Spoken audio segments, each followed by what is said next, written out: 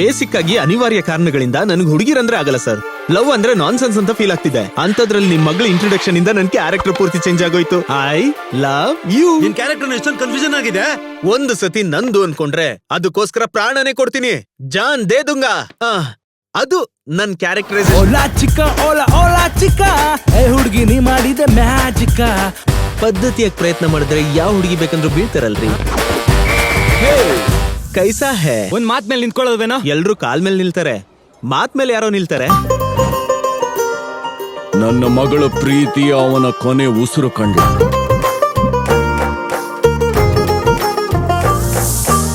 ನಿನ್ ಪ್ರೀತಿ ನನ್ನ ಸಾಯಕ್ ಬಿಡಲ್ಲ ಕಣೆ.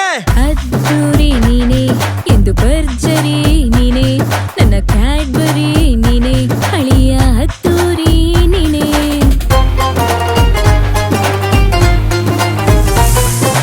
ಓಪನಿಂಗ್ ಚೆನ್ನಾಗಿದೆ, ಇನ್ಯಾಕ್ ಲೇಟು, ಆಕ್ಷನ್ ಶುರು ಹಚ್ಕೋ.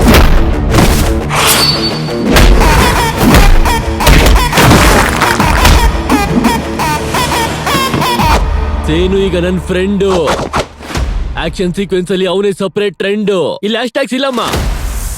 ಅವ್ನ್ ಕಂಡ್ರೆ ದೇವಕ್ಕೆ ಭೂತಕ್ಕೆ ಉಚ್ಚೆ ಬರುತ್ತೆ. ಫಿಮೇಲ್ ಅಂದ್ರಿ ಮೇಲ್ ಬಂದೈತೆ.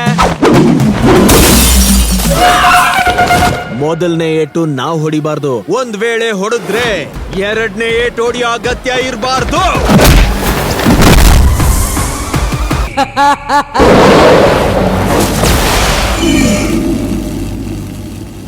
ಅಪರೂಪಕ್ ಮನೆಗ್ ಬಂದ್ರೆ ಮರ್ಯಾದೆ ಕೊಡಲ್ವೇನ್ರು? ಹೋಗ್ಲಿ, ಹತ್ರದಲ್ಲಿರೋ ಬ್ಲಡ್ ಬ್ಯಾಂಕ್ ಹೋಗಿ ಚಿಲ್ಡ್ ಆಗಿರೋ ಬ್ಲಡ್ ತರಬೇಕು ಅಂತೀರಾ?